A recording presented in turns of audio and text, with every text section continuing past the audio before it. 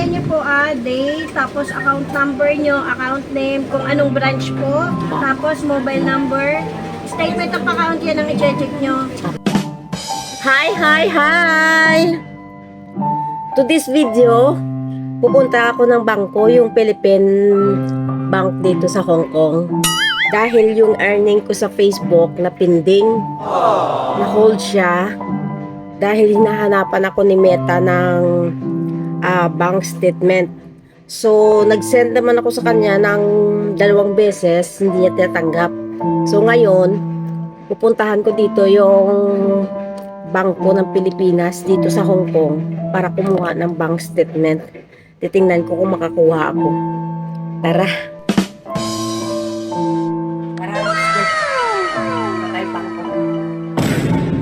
Nakasakay na tayo ng bus mga kabilas. Papunta na tayo ng Sentral. Alam niyo ba mga kabilas, meron lang ako ikukwento sa inyo.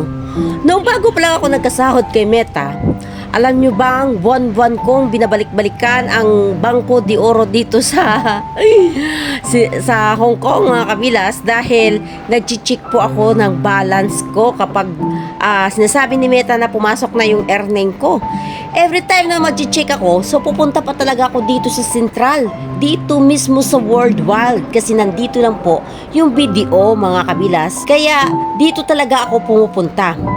Noon kasi wala akong alam na yung aking ATM, pwede ko pala yun ma-check sa iba't ibang ATM machine dito sa Hong Kong.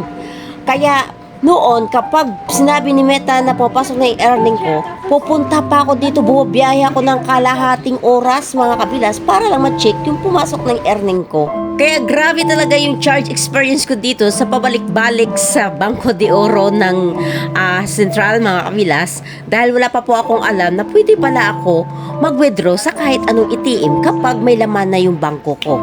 So ngayon nandito na tayo sa Bangko de Oro, nagpo-process na tayo ng ating requirements para sa bank statement account ko na hinihingi ni Meta. So titingnan natin kung ilang buwan natin siya makukuha mga kabilas. So ayun, tapos na tayo. Nakakalungkot man, pero maghintay talaga tayo ng 4 na buwan.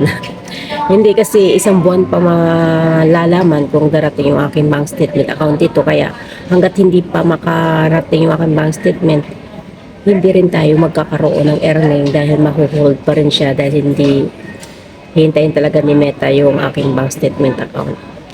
So wala tayong magagawa, maghintay tayo. So maghihintay tayo ng 1 buwan pa mga kabilas bago darating ang aking bank statement.